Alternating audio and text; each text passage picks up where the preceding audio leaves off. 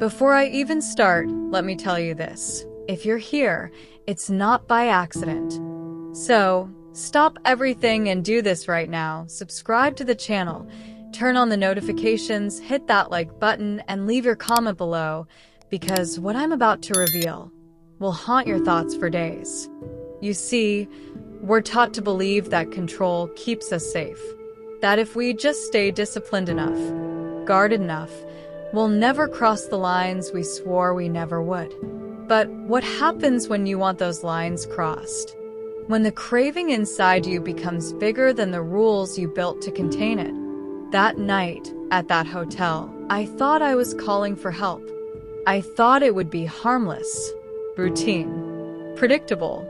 Instead, the receptionist released them, both of them, straight into my world, straight into my craving. And what happened after that, not even my wildest, most forbidden confession could have prepared me.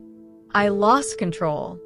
I shattered every belief I had about who I was, and why sometimes losing control isn't the tragedy we think it is. Sometimes, it's the only way to finally be free. Stay with me, because once you hear how it all unfolded, you'll never look at a simple call for help the same way again. You know that feeling when you're so restless, so hungry for something you can't even name, that it gnaws at you like an invisible hand tugging at your soul? That was me that night. Lying in that hotel bed, I twisted and turned, trying every little trick to soothe the hollow ache inside me. It was more than just physical. This was a craving that clung to my skin, crawled into my mind, whispered in my ear. No matter what I did, satisfaction remained a ghost I couldn't catch. It's funny how we think we have control over our desires until they decide to control us instead. In that dimly lit room, every second felt like it stretched into hours, the clock ticking louder, the air growing heavier. I tried closing my eyes, pretending to drift away, pretending I was somewhere else, someone else, but my body betrayed me. My breathing quickened, my heart raced, and still, the emptiness inside me deepened. It reminded me of those nights back home when you think a glass of wine or a warm bath will cure your loneliness, but all it does is sharpen it. The hunger I felt that night wasn't going to be filled by distraction. It's almost embarrassing to admit, but I even tried talking myself down, like a coach whispering strategies before a final game. Just breathe. Relax. You don't need anything. You're stronger than this. But deep down, I knew strength wasn't what I craved at all. I needed surrender. I needed someone, to break through the icy wall I had built around myself. The illusion of independence started to crumble, and behind it stood nothing but raw, shivering need. And that's when the idea hit me, like a lightning bolt cracking across a silent sky. What if I didn't have to fight this alone? What if, just once, I let myself be helped, even if it was reckless, even if it was wrong? That dangerous thought planted a seed inside me, and that seed would soon bloom into something far beyond anything I expected. I sat there for a moment, my fingers hovering over the hotel phone, heart thudding like it might break free from my chest. It felt ridiculous, reckless even, but there was a strange sense of liberation blooming inside me too. I picked up the receiver and dialed the front desk, my voice trembling slightly as I spun a story about needing assistance in my room. It wasn't the words that mattered. It was the tone, the undercurrent, the way I let my vulnerability bleed into every syllable. In that moment, I wasn't just asking for help. I was inviting something else entirely. You ever notice how sometimes, when you send out a signal, whether you mean to or not, the universe answers faster than you expect? That's exactly what happened. I barely hung up the phone before I heard a knock at the door, sharp and certain. 2 knocks, actually. A pair. My heart skipped. My mouth went dry. I had set something in motion that I couldn't take back, and every fiber of my being ached with a cocktail of fear and excitement. It was like standing at the edge of a cliff, knowing you're about to jump but still wondering if you'll survive the fall. There's something about choosing to cross a line, even when you know better, that's intoxicating. It's like you're stepping out of the rigid, polite version of yourself and letting your raw instincts take the wheel.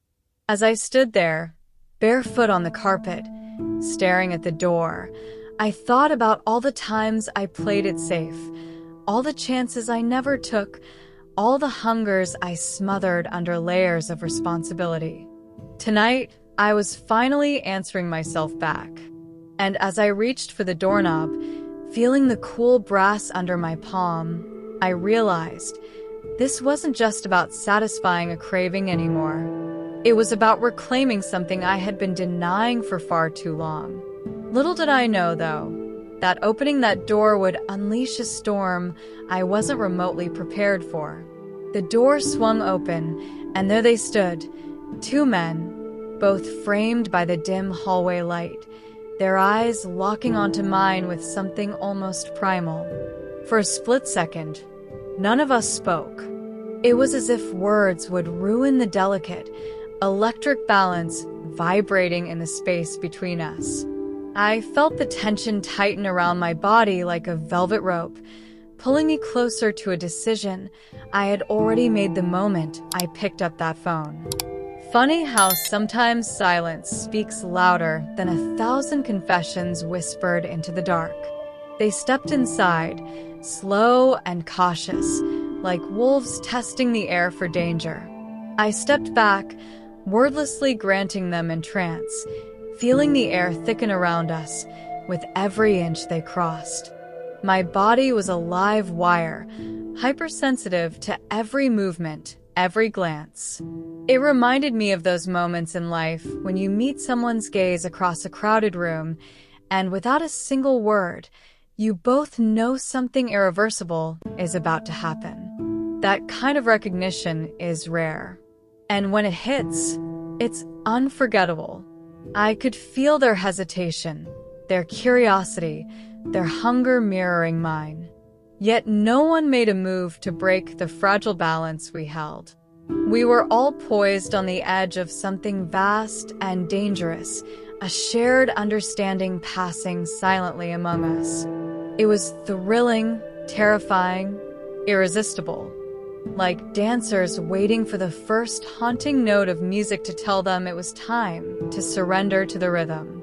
Time itself seemed to stretch and bend around us, the world outside that room disappearing entirely. And as we stood there, suspended between decision and action, I realized the choice was mine to make.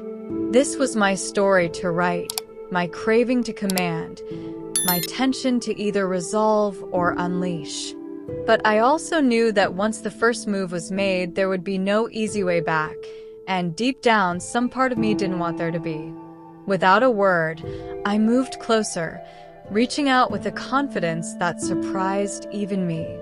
It was as if the hunger inside had finally found its voice, not through speech, but through touch, through action. I placed my hands lightly on their chests, feeling the thrum of their hearts beneath my fingers, guiding them silently into my space, into my world. It was intoxicating, the power of first-person storytelling unfolding in real time, the control resting gently but firmly in my hands. For once, I wasn't waiting to be chosen.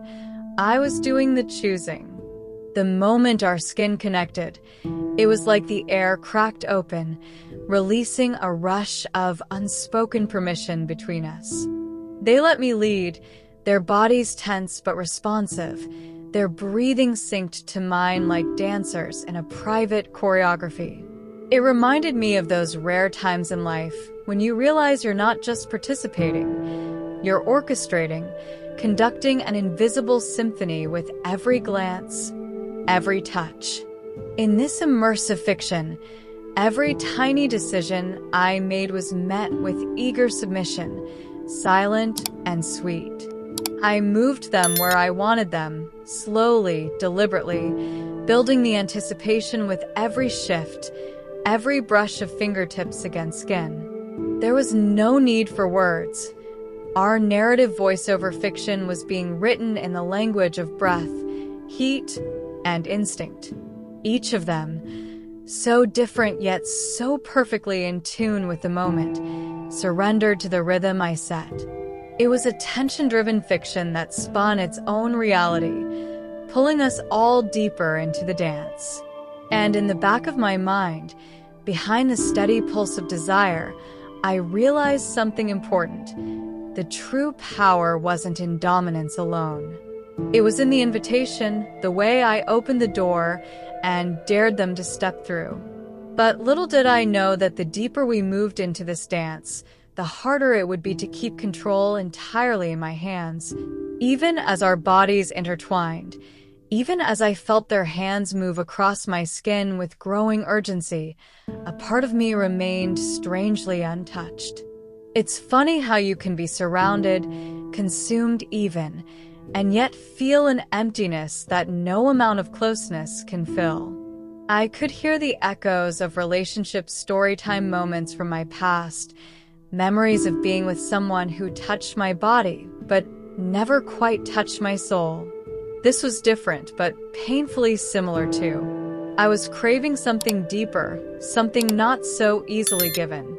Their synchronized movements, the warmth of their breath, the way they followed my every silent command. It should have been enough. And yet, within the maze of emotional storytelling unfolding inside me, I felt like a lone traveler searching for a lighthouse in a foggy sea. Physical pleasure is easy, almost mechanical, when you strip away the layers. But emotional connection? That's the rare jewel hidden in the ruins, the thing we chase even when we don't have the courage to name it. It struck me then, I had become an expert at creating tension-driven fiction around me, sculpting experiences, crafting moments of surrender. But true satisfaction, the kind that seeps into your bones and lingers long after the lights go out, remained elusive. Maybe because it can't be orchestrated. Maybe because it demands a different kind of surrender, the kind that strips you bare in ways no touch ever could. I wasn't just yearning for release. I was yearning to be seen, understood, devoured in a way words can't explain. Still, as their hands traced new paths across my body, as their mouths explored with tender insistence, I clung to a thin, desperate hope that somehow, something would break through. That maybe, buried under the growing intensity, a door would open. A deeper kind of intimacy, a forbidden confession of vulnerability and need, just waiting to be unlocked by something or someone willing to reach beyond the surface. At some point, without any signal or warning, the dynamic between us shifted. I felt it like a ripple through the air, a subtle but undeniable handover of control. The very tension I had carefully constructed now turned against me, flipping the script of our character-driven story.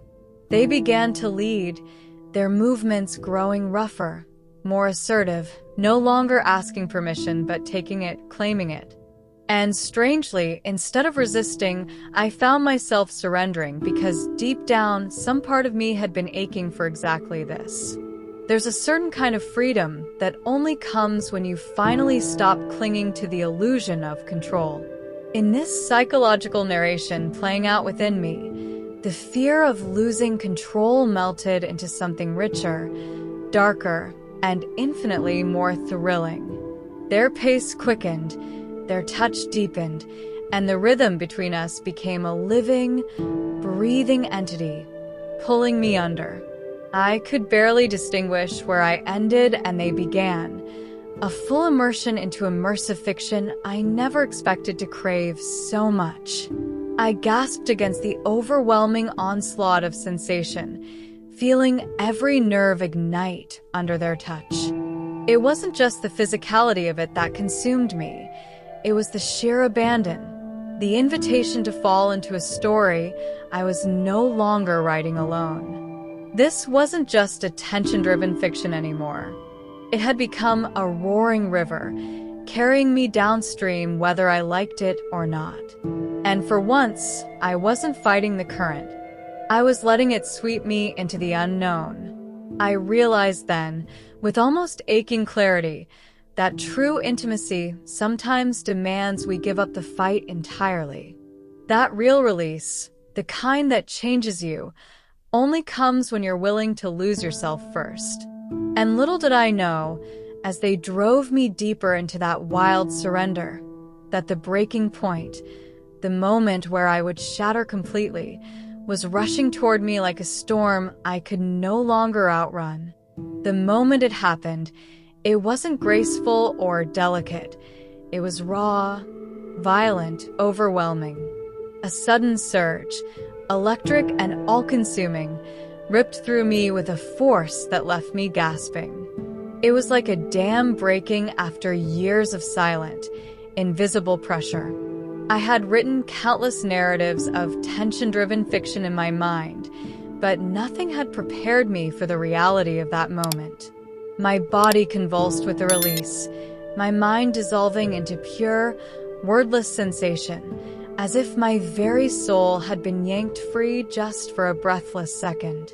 I remember clutching at their shoulders, nails digging into skin, desperate to anchor myself to something real while my world blurred at the edges.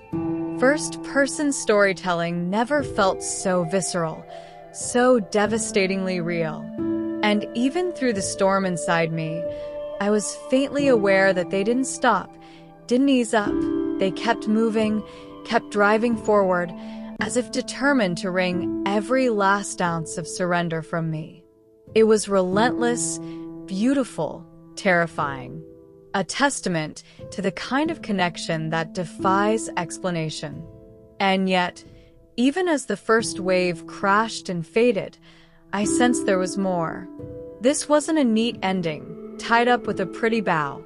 This was a beginning, a new rhythm, a deeper pull, a story still unfolding with every breathless second. It reminded me of the way life often delivers its greatest lessons, not with gentle whispers, but with roaring storms that tear down everything you thought you knew about yourself. Emotional storytelling finds its richest roots in those very moments of chaos. As they lifted me, shifted me, positioning my trembling body for more, I realized I wasn't done. My body wasn't done. My heart wasn't done. Somewhere deep inside, beyond the physical exhaustion, a second storm was already brewing, stronger, deeper, more demanding. And there was no stopping it now, only surrendering to what came next. They lifted me effortlessly, as if I weighed nothing at all, suspending me between them with a strength that was both physical and emotional. For a split second, I hung there, caught in a place where gravity, logic, and resistance didn't exist. It was a surreal moment, almost dreamlike, as if I had stepped fully into narrative voiceover fiction where reality bends to emotion. Their hands, firm yet careful, molded to my body with a focus that felt almost reverent, like they were carrying something precious and volatile at once. The rhythm didn't falter. If anything, it deepened, grew more determined. Their movements synchronized with an intensity that took my breath away, each man attuned not just to me, but to each other, as if we were all participants in some unspoken, primal dance. I could feel the two character dynamics unfolding inside the room, creating layers of connection that defied easy explanation.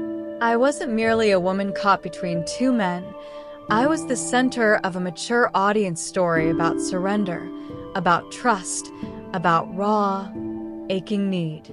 In those suspended moments, every touch, every shift of their bodies, rewrote the rules I thought I lived by. Internal conflict fiction was no longer just a literary device. It was living inside me, breathing through me, breaking me open with every pulse of movement. Their strength wasn't just in their bodies, but in the way they supported me emotionally, silently telling me it was safe to fall apart, safe to need, safe to want without shame. The realization hit me harder than any physical touch. Sometimes being carried doesn't make you weak. Sometimes it's the bravest thing you can do. I clung to that feeling, letting it fill the cracks inside me I hadn't even known were still bleeding. But even as the rhythm claimed me, even as I surrendered piece after trembling piece of myself, I sensed the final breaking point was still ahead, waiting just beyond the next breath, the next heartbeat, the next desperate cry. Somewhere between the rhythm and the roaring in my ears, I let go, completely, irrevocably. It wasn't just my body surrendering this time. It was everything I was, everything I had hidden away behind walls of pride, fear, and self-protection. The second release crashed through me like a tidal wave, tearing away the last scraps of resistance I had clung to. In that devastating moment, I realized that ultimate surrender isn't weakness. It's a rebirth. It's stepping naked and trembling into your own truth and letting it wash over you without shame. I shook in their arms, overwhelmed by a catharsis I hadn't even dared to dream of. This wasn't just a story of forbidden craving anymore. It had evolved into pure emotional storytelling, a journey carved into the deepest parts of who I was. I gasped for air, feeling as if I was breathing for the first time in years. Every fiber of my being, every hidden ache, every buried hunger, it all erupted into something luminous, something holy. For the first time that night, I wasn't just filled, I was seen. I was known. I was enough. As they lowered me gently onto the bed, their touch reverent now, I realized that power shift narrative had reached its final, perfect conclusion. I had begun the night thinking I could control my hunger, shape my story, master my craving. But true transformation demanded I lose the illusion of mastery. Sometimes, real power lies not in taking, but in allowing yourself to be undone. In giving yourself permission to be utterly, gloriously human. It was a truth only experience, not words, could teach. And as the room fell into a hush, broken only by our ragged breathing, I knew this wasn't an ending. Not really. It was the start of something far more potent, a new understanding of what it meant to need, to crave, to surrender. But before I could even begin to explore that new landscape, there was still one more thing the night demanded of me, a final playful acknowledgement of the chaos we had just created. So now, let me ask you, how many times have you felt that craving bubbling under your skin, only to bury it under fear and routine? How much of your true self have you locked away just to keep up appearances, to play it safe, to avoid the messy, beautiful chaos that could actually set you free? What if the very thing you're running from, the surrender, the loss of control, is the doorway to a version of yourself you've never even dared to meet? Are you brave enough to let go? Brave enough to step into your own forbidden confession and finally feel everything you've been starving for? If this story made you feel even a flicker of that hidden fire, don't leave it here. Let it change you. Let it awaken something inside you. And if you're ready for more journeys like this, raw, real, unforgettable, make sure you subscribe to the channel, turn on notifications, hit that like button, and leave your comment telling me what you would have done. Trust me, you won't want to miss what's coming next. The stories only get deeper from here, And so do the confessions.